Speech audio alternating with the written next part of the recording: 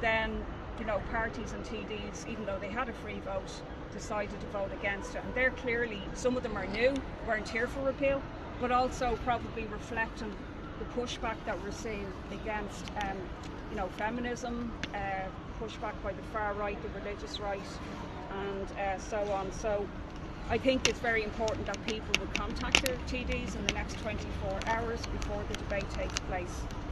The other issue I wanted to raise is the talk of a social media ban for under 16s.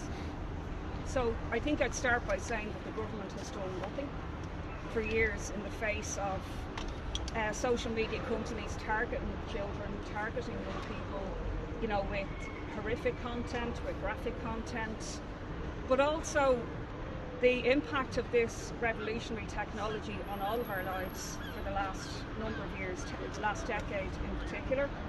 It's had a huge impact on mental health, it's had a huge impact on concentration, like teachers, psychologists are all attesting to that.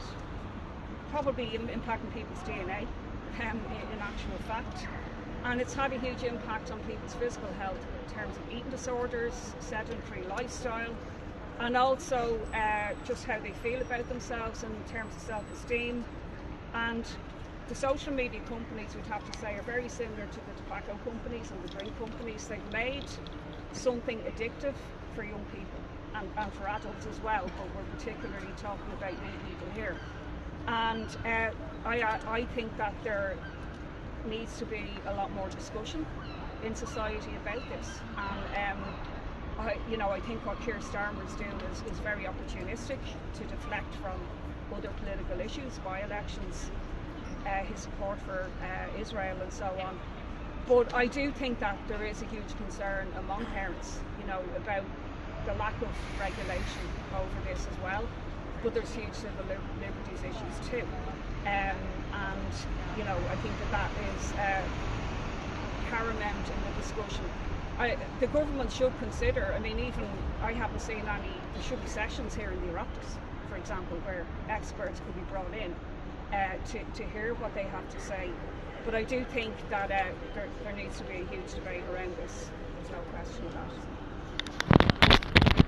Thanks. I just want to start with something that's happening in South Dublin County Council.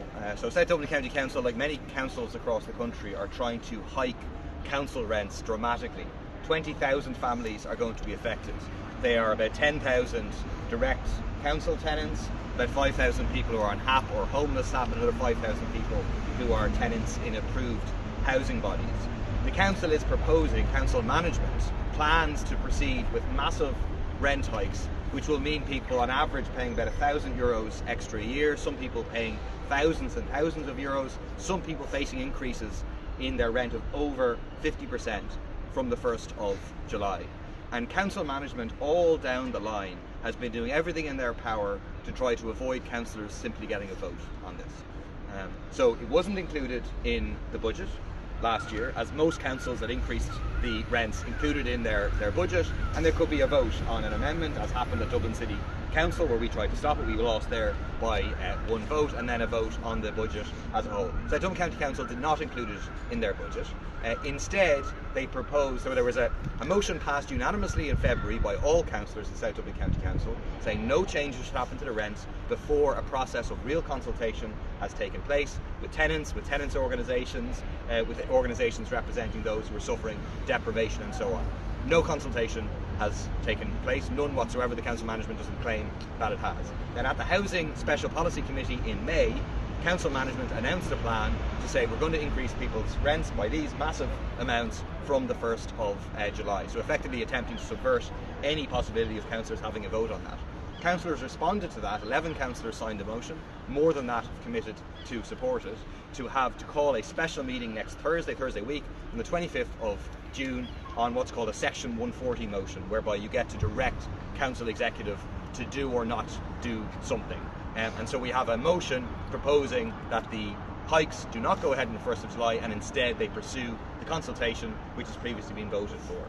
We found out just yesterday that council management is ruling that out of order. Seems to have no legal basis whatsoever to rule that out of order. Councillors have the right to have Section 140 motions. They have the right, only it takes 5 councillors to call a special meeting of council. So it's absolutely outrageous. Just a basic subversion of local democracy by South Dublin County Council management to avoid a vote happening. Let there be a vote. Let the councillors vote on whether rents should increase or not increase. We're building a powerful campaign on the ground. We are confident that we can win this vote. We think that's why South Dublin County Council is trying to avoid a vote at all costs. But it is absolutely outrageous. We're going to be raising it in the Dáil today.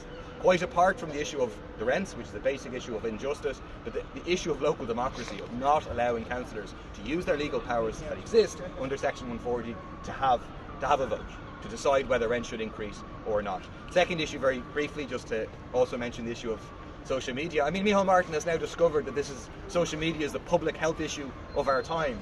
Where was Micheál Martin 2 or 3 months ago when we brought our bill, which does precisely what all of the expert groups about social media recommends, which does precisely what 2 Oireachtas committees have now recommended, the AI committee that I'm on and the Children's Committee, which turns off the recommender algorithm for children.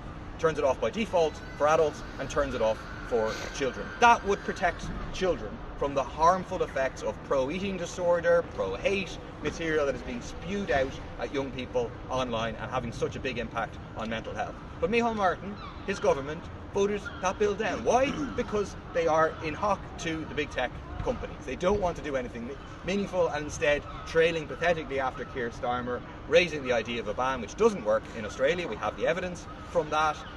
But effectively it's to look as if you're doing something while avoid doing the one thing that, like, all the experts agree this is the thing to do. It's absolutely shameful that they voted down that bill. We'll go again with it because we're convinced that this is the answer in terms of tackling the hate and the very harmful material being spewed out by the social media companies. The third final thing, just to reference back to what I raised at Leaders' Questions last Thursday, which is in relation to, at that stage I had a leaked version, it's now being published, of the review of governance and equity in patient access and waiting list management at CHI.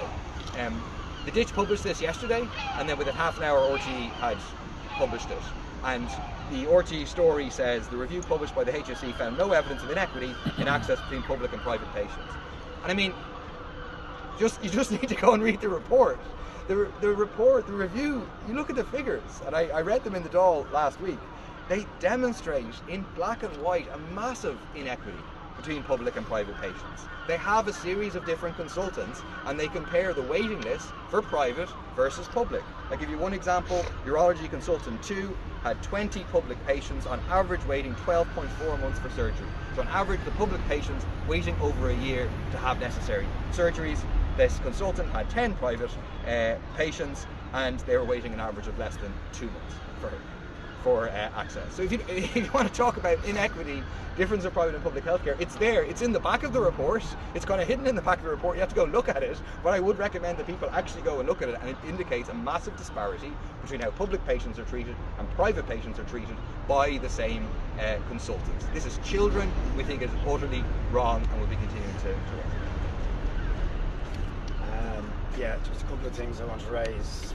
First of all, it is another local issue, but I do think it's kind of emblematic of the reason we're in a housing crisis, and encourage our friends in the media to look into it, because we've been trying to ring the alarm bells about it, is the fact that a corporate subsidiary, a wholly owned corporate subsidiary of Dún Laoghaire Council, recently put up for sale an area of the Cherrywood Strategic Development Zone, which is zoned for more than 1,000 homes and for town centre facilities. And a publicly owned subsidiary of Dún Laoghaire, without any mandate from elected councillors, have put that up for sale. When self-evidently, in the face of a catastrophic housing crisis, it seems to us, publicly owned land should be used to develop purely public and affordable housing. It is instead being put up for sale to private developers, meaning most likely we will not get it back for public, certainly all of it for public and affordable housing. We may get as little as 20%. And that, and one of the biggest residential developments in the country, kind of sums up why we've got a housing crisis. that the government are handing over assets that could be used to deliver public and affordable housing and address the housing crisis to private developers to profiteer from the housing crisis and the housing shortage. That wholly owned corporate subsidiary only has Fianna Fáil, Fine Gael political representation on it, but there was no mandate from the actual elected councillors for the sale, the putting up for sale of that land. Our councillors have been trying to ring the alarms. I've raised it with the Taoiseach, we'll raise it again this week, and there's our councillors are trying to force it onto the agenda for the next council meeting. But I really think people should look at it, because to my mind it is a scandal. I don't understand, for example, how this land isn't being given to the LDA, because public sites are supposed to be given to the LDA to develop for public and affordable housing. Just as a member of the Budget Scrutiny Committee, I just want to briefly respond to the the pre-budget discussions that are starting, the National Economic Dialogue discussion, and Jack Chambers talking about increasing the higher, raising the higher tax bands and so on. We just want to point out that I think there is absolutely enormous anger over the ongoing impact of the cost of living crisis, a crisis which was further underlined by the dramatic increases in the numbers of people who are in arrears. So now more than 500,000 people in gas and electricity arrears, people in electricity arrears up 32,000, people in gas arrears up 5%, and then you look at the ongoing impact of childcare costs, where the government have failed to deliver on their promises around €200 cap on childcare costs. There has to be a serious addressing of the cost of living crisis in the forthcoming budget, and all the signs are that the government are not going to do anything significant. And one of the reasons they don't want to do it is because they are unwilling to even consider talking about taxing the wealthy in this country to pay for the things that are necessary. We don't think there should be choices between, for example, giving an immediate energy credit for the people in arrears and giving tax breaks to workers. We should be doing both, and we can do both if we're willing to do things like impose taxes on the multimillionaires in this country, which we've been advocating. So we will be advocating that very strongly. Very last thing, I'll just make a Bloomsday point. One of the lesser known or less commented upon aspects of James Joyce's Ulysses is that it is set in 1904.